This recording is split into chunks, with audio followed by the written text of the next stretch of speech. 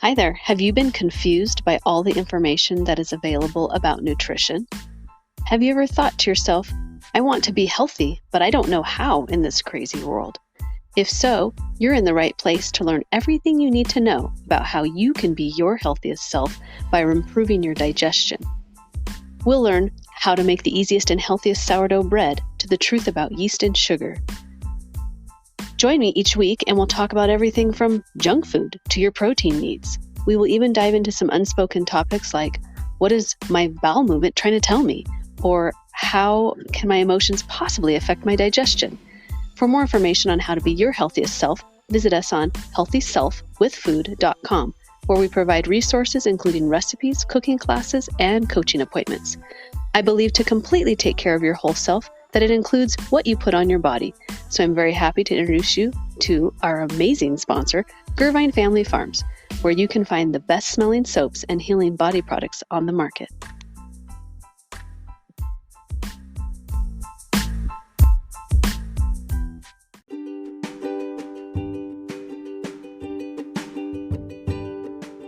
Gervine Family Farms is the home of all natural, real soap and body products that truly heal your skin. Do you regret washing your hands because after you do, your skin is dry and irritated? If so, try the healthiest soap on earth.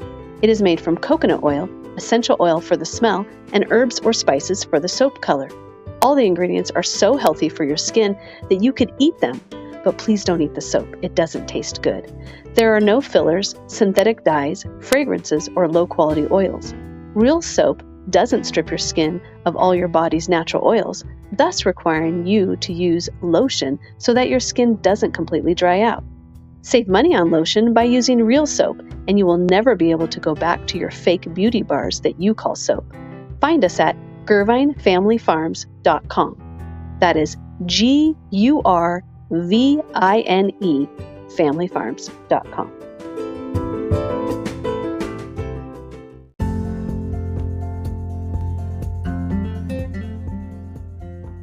My name is Kaisa. I've always been intrigued about being my healthiest self, even from a very young age. I have been continually studying and testing out all sorts of health options throughout my life. I'm thrilled to be a certified health, life, spiritual, and soul purpose coach, and for the last 10 years, I have enjoyed working as a nutritional counselor in a naturopathic doctor's office. As a nutritional counselor, I guide patients through protocols for their particular health ailment prescribed by their doctor. I also have almost 30 years of experience in making healing food for my 6 children, husband, and friends. This doesn't mean that my food always turned out or tasted good, but they sure were good sports as I learned many tricks and tips that I now can share with you in your food journey. I recently discovered Ayurveda, and I am currently studying to become a digestive specialist. Ayurveda is the knowledge of life. The basic principle of Ayurveda is to prevent and treat illness by maintaining balance in the body. Let's dive into today's topic.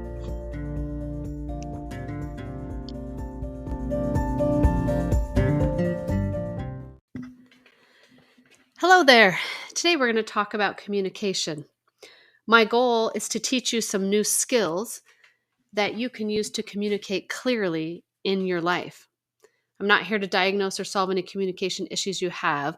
I'm hoping that by using these tools, you'll be able to slowly over time warp the way you've been communicating to a new way that you'll find is much more effective and brings actual joy into your life. So the first thing we're going to talk about are communication tools. There's some things that we do that get us into trouble. Our tendency to add interpretations and judgments to what we observe, our tendency to blame or try to make another responsible for how we are feeling, and our resistance to letting others know what we want, need, or what's really important to us. When we're able to pause before we react and identify what's going on beneath all the confrontational language, however, we can approach the situation with more compassion and understanding. This approach has several benefits. It helps us get more of our own needs met. It helps us better understand and meet others' needs, and it allows us to more fully appreciate and enjoy our relationships. So, now we're going to talk about some powerful communication tools. Now, not all of these are going to apply to you in every situation. They are just some different ways that you can communicate that might help in many different kinds of situations. So, we'll go through these and then you can decide where and when these would be appropriate for you to use. The first one is voice mirroring. When the person that you are in a disagreement with is talking, you can repeat back in your mind what they are saying as they are saying it. This technique helps you to not interrupt the other person or check out and not listen to them while they are talking. The second one is active listening. Each person gets to speak without being interrupted.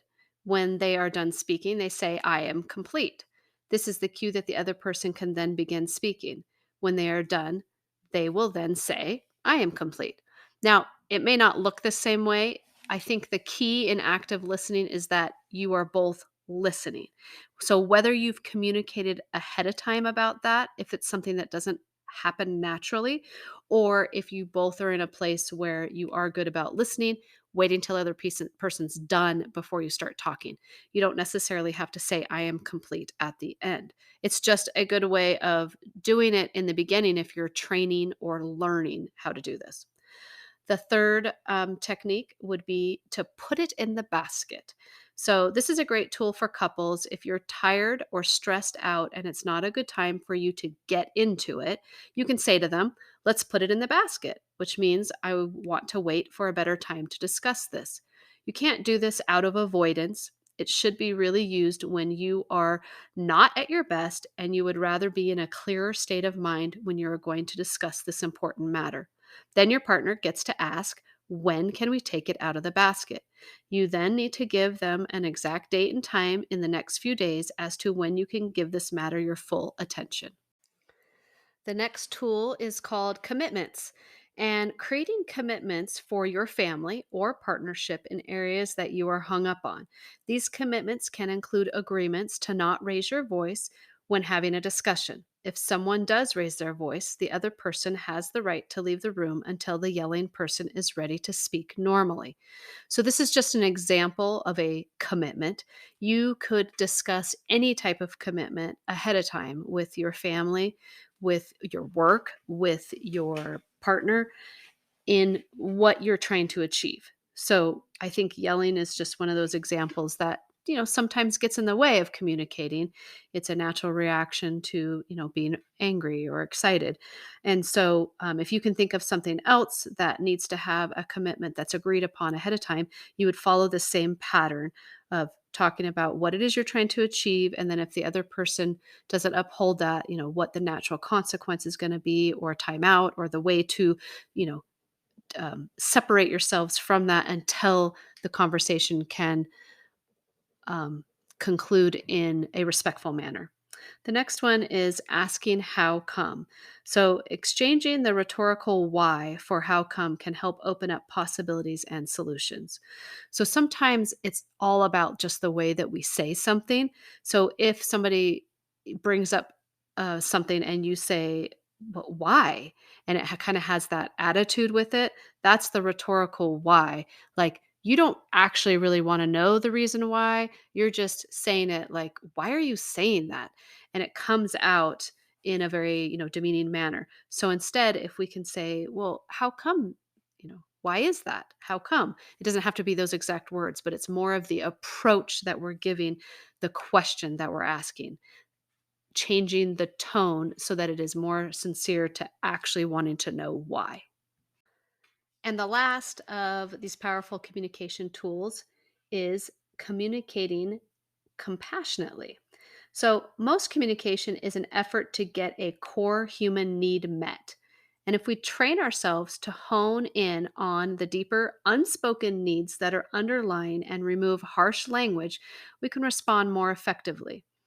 When we're able to pay attention to core needs, our own and others, we're motivated to act out of compassion instead of out of guilt, fear, or shame. And when we're motivated by compassion, we don't rely on defensive or blaming language.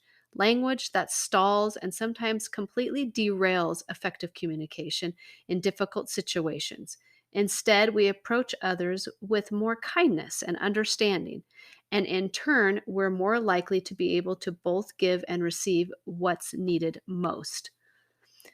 There are some techniques for communicating compassionately. So let's go over these. Observing a situation without judgment, discerning which emotions or feelings are being triggered in the situation, connecting those emotions to the underlying needs that aren't being addressed, making a reasonable request of the other person. So now I want you to imagine yourself in a situation where you're communicating. What does it look like for you to be observing a situation without judgment? Can you just listen to what the other person is telling you without having some sort of judgment to it? Just observing the situation. What about discerning which emotions or feelings are being triggered in a situation? Often we just resort to things like, well, I'm just angry, or they made me mad, or things like that. But could we really look at which emotions and feelings are being triggered? Often getting to the bottom of that in ourselves helps us be more understanding and compassionate to others, as well as understanding ourselves better so that we know what our needs are. What about connecting those emotions to the underlying needs that aren't being addressed?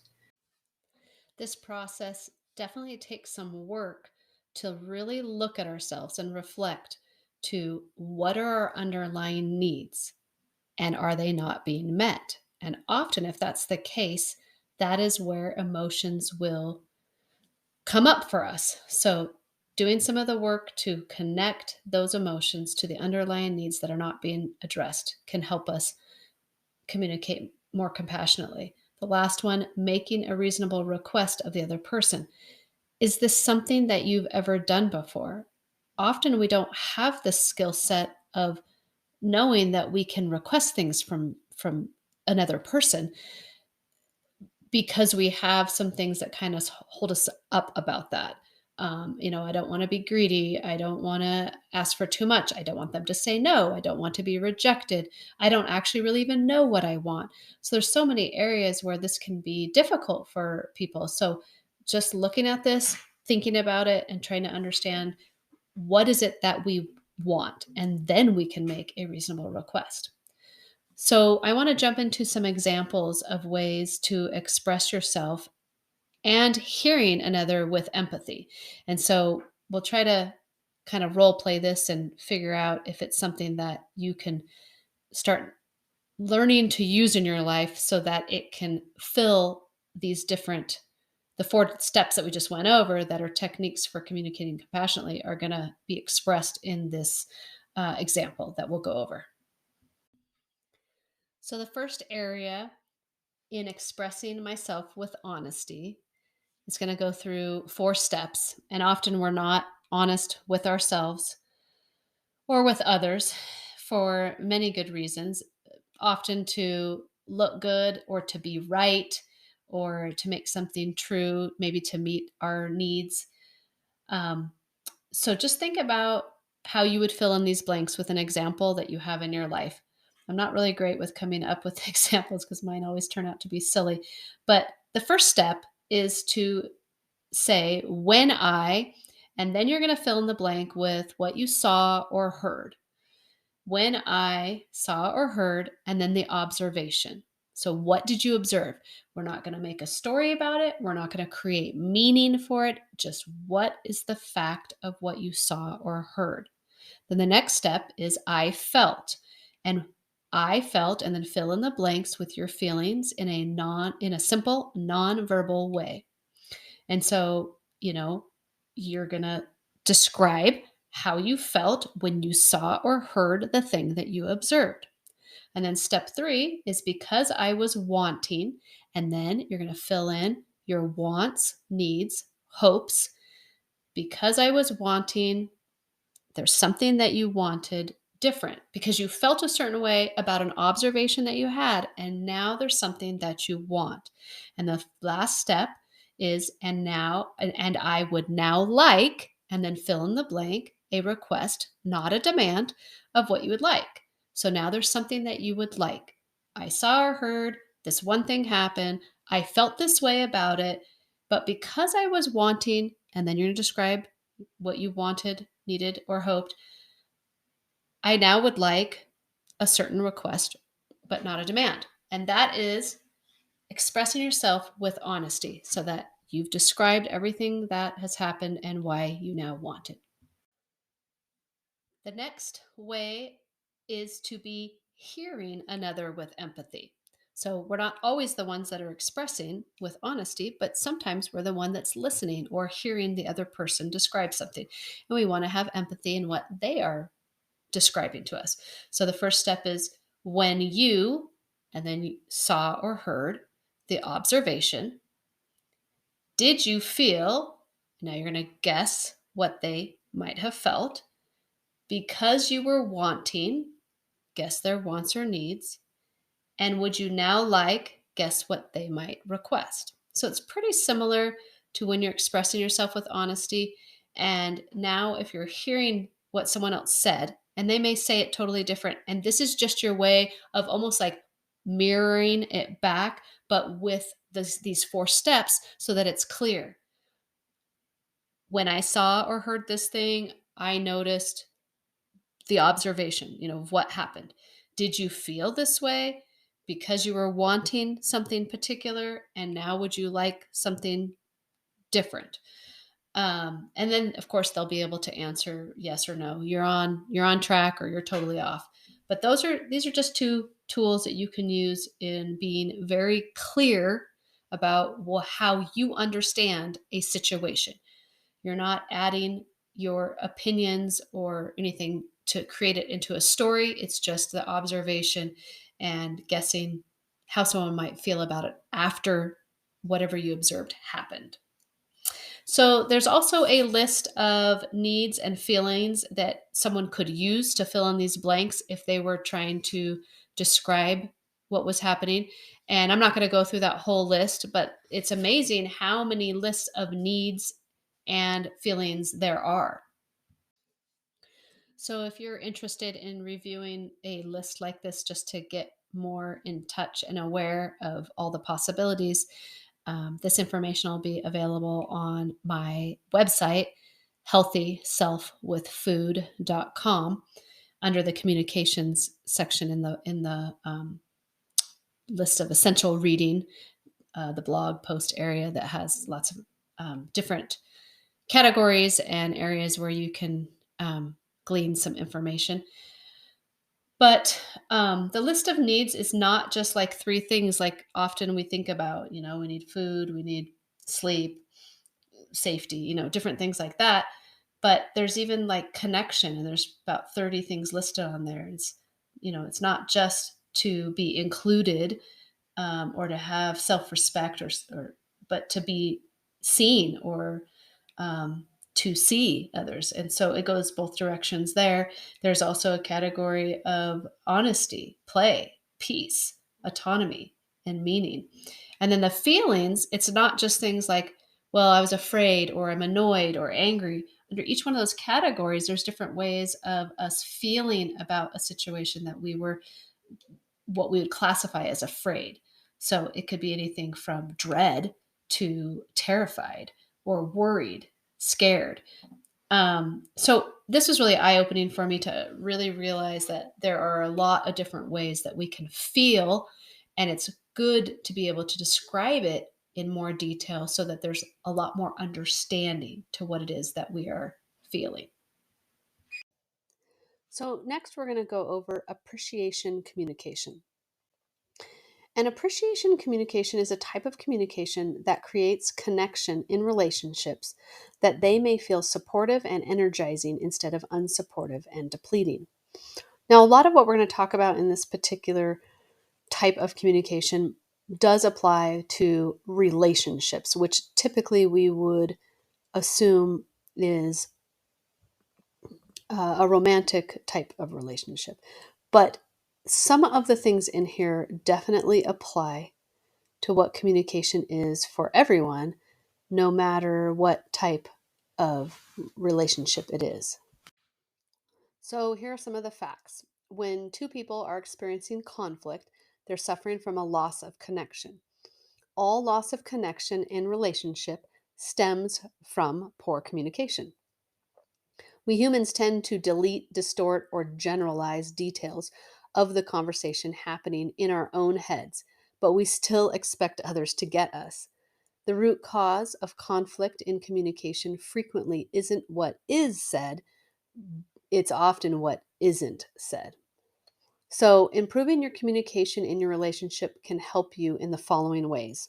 It can help you avoid negative misunderstandings, determine what your partner is really saying, avoid arguments more easily, be willing to give each other space instead of pressuring to resolve right away, increase trust, build emotional closeness and intimacy.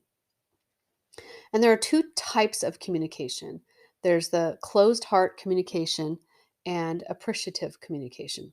Now, we're not going to go into a lot of details of the closed heart communication, but I am going to at least mention what that looks like and means. And it's the one that we don't want to be doing. So it involves criticism. When one person implies that there's something wrong with the other person will most likely feel attacked and respond defensively. There's defensiveness when the person responding to a perceived criticism counterattacks with another criticism or plays the innocent victim.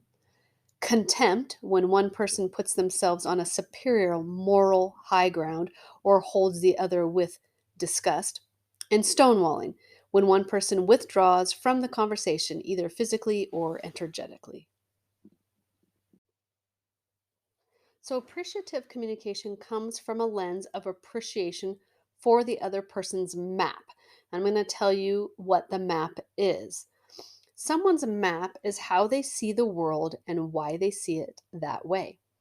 And approaching someone knowing that they have a completely different map than you do, believing that their map is valid and becoming curious about their map.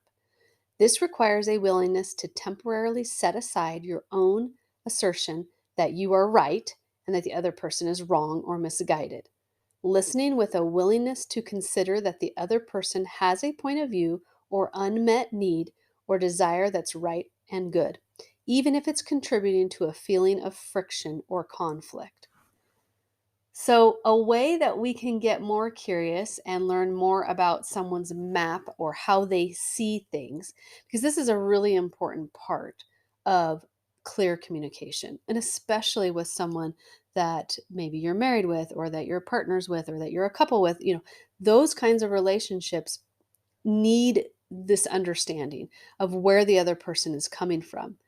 And it doesn't mean that you're going to let someone off the hook for doing something that is not safe or not okay. I hate the word inappropriate, but something that's inappropriate just because their map dictates that, maybe that's something they've experienced or the way that they see things.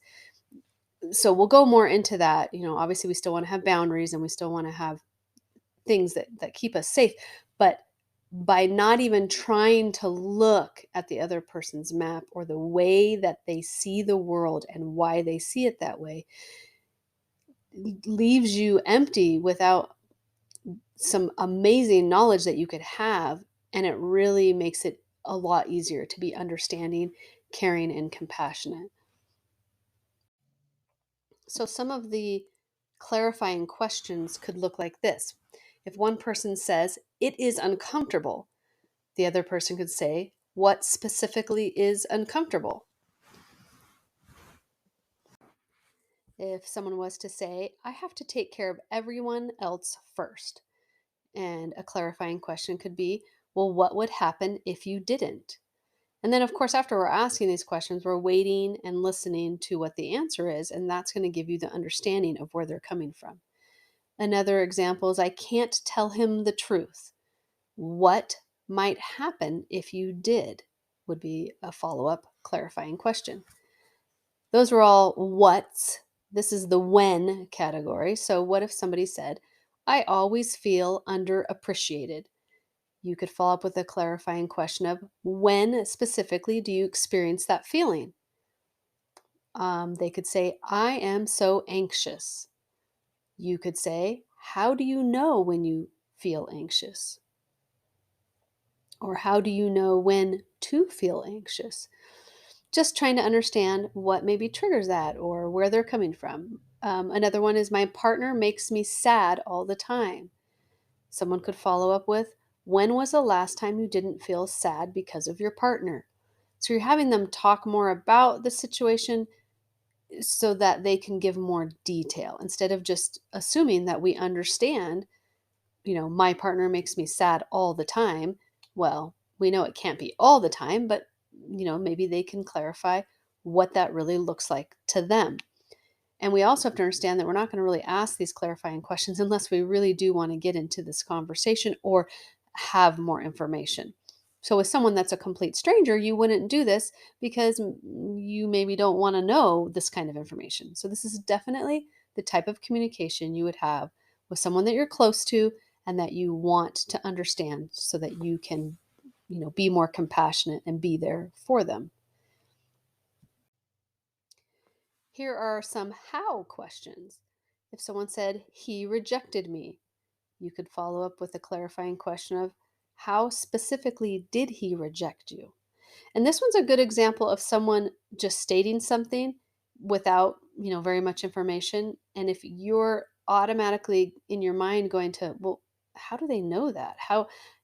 So it doesn't have to be the sentence, he rejected me. What if they could have said something else and how specifically, did he reject you is the clarifying following up question, but you could use that in a different capacity to get more information. Someone could say, everyone thinks I take up too much of their time with my problems. And this is another good example of a how question of, well, how do you know everyone thinks that about you? Do you have a specific example? So I don't necessarily have another example, but I'm sure there's many of them where someone could say something that's very definitive like that. And all you would do is say, how do you know everyone thinks that about you? So, whatever it is that they stated. And do you have a specific example? I mean, this could be a go to for any statement that someone says that like, well, how do you know that they don't like you or that well, there's another one. Here's a good example. My sister didn't call me back for 3 days. Obviously, I'm not very important to her. You can see how they put a meaning and reason in there. And you may, go, how do you know that her not calling you back means you're not important to her? And then you get their perspective of, well, this is important to me because if someone does this, then it means this. And that's definitely part of their map. That's part of how they look at the world and how they see it. And it's not going to be the same as yours. And so that's why it's really good to get these clarifying questions asked. Another example is, we just aren't communicating like we should. The follow-up question could be, how would you like to be communicating? And then they're describing it so that you have a clear picture. You understand rather than just thinking that we understand what they mean by it. Here's some who questions. I'm bad at fill in the blank. And the follow-up question could be, you're bad at blank according to whom? They are just a better person. Follow up with, better than whom? Everyone is against me. Follow-up question, who specifically is against you? So hopefully those examples gave you some insight on how you can be really listening to someone else and what they're saying. And when it is not perfectly clear in the picture that you have of it, is to ask more questions. Who, what, when, how, any of those kinds of things to get more information. There's also statements that empathize. So this helps another person feel heard and understood. So if they've told you something and you could say something like, that makes sense, or anyone would feel that way, or I'm sorry that happened to you. So you're empathizing. You're not necessarily agreeing with, what they're saying, or you're not agreeing to something that maybe they're asking of you, but you are saying that you hear what they say and you can empathize that that sounds difficult or hard. There's a five-step formula for appreciation communication. So remember that your partner has a unique and valid map. Use active listening to give your partner space to be. Elicit experience using the clarifying questions to understand specifically what your partner is sharing, asking for, needing, or valuing. Use verbal backtracking to make sure you're clear about what your partner is communicating. So that would just be maybe either repeating it or saying it in a different way or whatever, and just making sure that you're understanding what they're saying. What I hear you saying is blah, blah, blah, blah. And then when they agree with you, you know you've got it down right. And then the last step is to empathize with what your partner is expressing, because we can't always solve problems. And sometimes people just want to talk to you or tell you about things not for you to solve the problem, because maybe there is no solution, but just to empathize with them. And lastly, I want to close with a few quotes, because I think they kind of paint a picture of how important communication is. And the first one is from Laura Young, a psychotherapist. And then she says, the number one problem, though I prefer the word challenge, in marriage is indeed effective communication. Darlene Lancer, who is involved with toxic relationships, she's a JD and an LMFT, and she says, relationship problems revolve around lack of healthy, assertive communication that is open, direct, respectful, honest, and personal. And Psychology Today says many studies have identified poor communication as one of the top reasons for couples therapy, as well as one of the top reasons for divorce. I hope that you have learned something today that you feel like can help you in your communication with those around you. If you're looking for even some more communication tools that have to do with couples and relationships, we will go into that in a different podcast that's specifically for that. I really feel like this is something that has changed my life. It's been a journey learning about communication, learning how to communicate. I've used a lot of it in business and in the work world and other places like that, as well as in the family. But I can tell you that it's brought me a lot of joy in my family in learning how to be able to request things, be able to be honest about my communication, so that there's that trust with, what someone says they mean, and what they mean what they say. And then also having that on the flip side, having it from the other people that you're communicating with. And so for us, our family's gone through a few communications courses and different ways of learning how to do this together. And I feel like it's really made a difference in our life. So I hope that these things can at least help you in that start of your journey, and realize that there's more out there in how we talk and how we can feel about the communication we have with others. And a lot of it falls on us, and the way that we see things and the way that we understand life itself. So good luck in your journey in communication.